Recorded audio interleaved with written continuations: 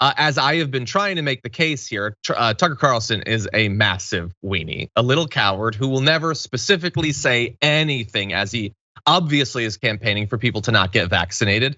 And I want to show you a little bit more of his squirrely language. So here he is, he's gonna have Charlie Kirk on or whatever, but here he is talking about the media. I mean, why is a news channel doing this? Any news channel, a lot of them are. I mean, CNN's in-house doctor ran Planned Parenthood. She's not in the life-saving business. These are not physicians. These are not experts. And yet they're speaking with this moral authority. You must do this because we know, and of course they don't know. And questions that anyone else raises, including on this show, they shout down immediately with slurs.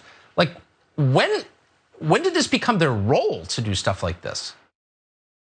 Okay, so again, he gave the examples of CNN, but they've been encouraging vaccination for months. The only thing that's changed in the past couple of days is Fox, with things like the PSA bringing on their Fox doctor to encourage it and all that. So he can pretend that he's attacking CNN. He's obviously attacking Fox News. But there, he said a couple of things that I found to be amazing, Ben. He said they're acting as if they know, but they don't know. And he just sort of like, he didn't say what is it that they're pretending they know, but they don't know. Again, why won't you be specific? Let's fill in the blanks. They know what? They know how much less likely you are to get COVID if you have the vaccine. No, we do know about that, about how much less likely you are to have a severe case of COVID that puts you in a hospital. No, we do know about that, about how much less likely you are to die if you have the vaccine.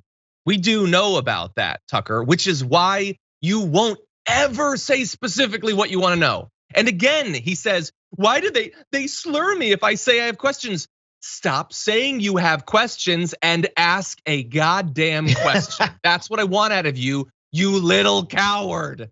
Say anything specific, but he won't, and they don't expect it. He just babbles on and on with his weird plastic face making weird expressions, and they pretend that he's really saying something when he is never, ever, very specifically not saying anything. Others can hide behind ignorance. Charlie Kirk can try to make a point and he'll never land on anything because he's a dumb individual. Tucker Carlson is by design not saying anything specific, nothing verifiable, nothing that can be fact checked because he's not even pretending to say any facts.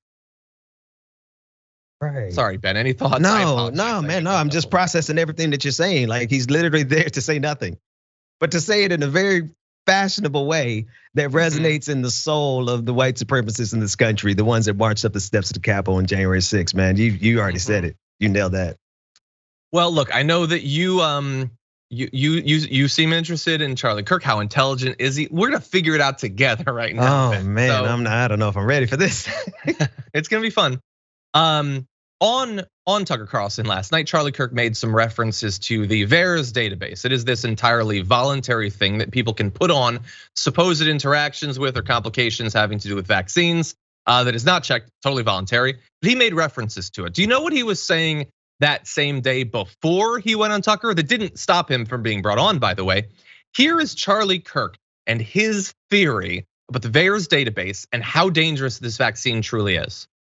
So, if VAERS is off by 99%, that would mean 1.2 million people died after getting the vaccine. If VAERS is off by 90%, that means that, make sure I get my math right here. That's right. If VAERS is only calculating 10%, that means 123,000 people died. Is that right, Connor? Yeah, 1.2 million. That's right. 1.2 million, actually would be, yeah, that's right. More than double the number of people who have died from COVID in the US. I'm not saying that's true. I'm saying that according to how we calculate VAERS by the independent study that was administered, this could be true.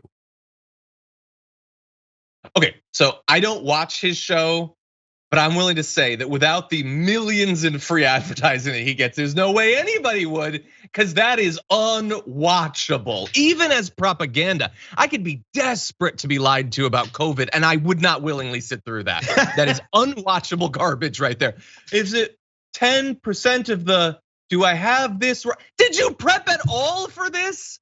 Jeez, script your nonsense if you're gonna try to spout it. But anyway, what he was trying to say there was, well, if VAERS is indicating that so many people are dying and it only is capturing about 1% of the cases, then that could mean, great Scott, 1.2 million people have died. Now, I'm not saying that because, again, that would be making a concrete claim that could be rebutted. And I don't ever want to be rebutted. I want to just be a big butt. So anyway, he doesn't say that. He's just saying it and then moving on, Ben. Maybe it killed twice as many people as COVID itself has killed. Maybe. I've got nothing creative or fancy or anything, in history or literature to really compare to the level of stupidity that we have seen rise and foment to the top of the conservative consensus in this country. Well, I guess I just did it right there. These fools, they get rewarded. They get rewarded for stupidity. That's it. They get very well paid. But I appreciate your alliteration there. Yes. So look, just in case you come out of watching that, well, first of all, you're not coming out of that really thinking anything, because just watching it for like 5 consecutive seconds leads you to lose all faith in science, I suppose. I guess that's the goal. And also wonder how one man can simultaneously have so much forehead and so much cheek on one face. How do you fit so much that aren't sensory organs on the front of a skull? But anyway, that's below me. Let's. No. I would engage more with the substance, but there's so little. But anyway, he did talk about VAERS there, and he's not the only one. Tucker Carlson is constantly going on about VAERS and saying that if I can find something negative that's on VAERS, then clearly you should be scared of the vaccine. The issue is they never talk about the fundamental nature of what VAERS actually is. So let's do that. This is, by the way, not from a right winger. This is from the VAERS website that says, while very important in monitoring vaccine safety, VAERS reports alone cannot be used to determine if a vaccine caused or even contributed to an adverse event or illness. The reports may contain information that is incomplete, inaccurate, coincidental, or unverifiable. In large part, reports to VAERS are voluntary, which means they are subject to biases. This creates specific limitations on how the data can be used scientifically. Data from VAERS reports should always be interpreted with these limitations in mind, and yet they are not being. Not because they don't know what VAERS is or its limitations, but because those limitations, were they to be acknowledged, would undercut their BS. John, you said something earlier that I think really like nails it, right? Like they have incentives built into what they do to never ever make a concrete argument against which we could provide receipts and data. In that way they have us forever punching against a moving target, and they know that. And so they have a vested interest in ignoring science. And as much as I'm like kind of waxing poetic today, I really just want to say they have upped the ante though, right? We're no longer just a rejection, this 1984 rejection of 2 + 2. That's no longer the biggest request. The biggest request now is that you reject your instinct for survival, because y'all are dying for this stupidity. Yeah, no, you're totally right. And like you were saying earlier, not just your instinct for your own survival, but the most primal drive to save the lives of your children. They have found a way to short circuit that most essential drive to see your children survive. Anyway. And it's white supremacy.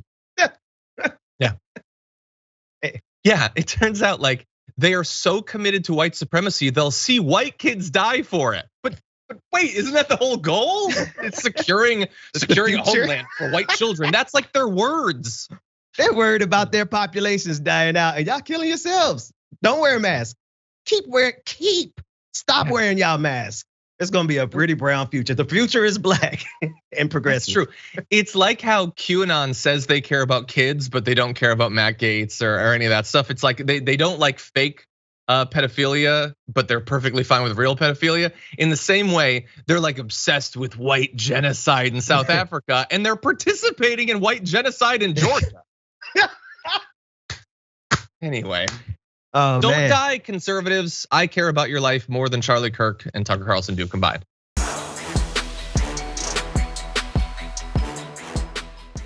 Check out the Damage Report podcast each day, wherever you get your podcasts, whether Pocket Casts or Stitcher or iTunes. You can join me as I give you the news and stories you want, with a range of co-hosts and interview guests jumping in on the fun each day.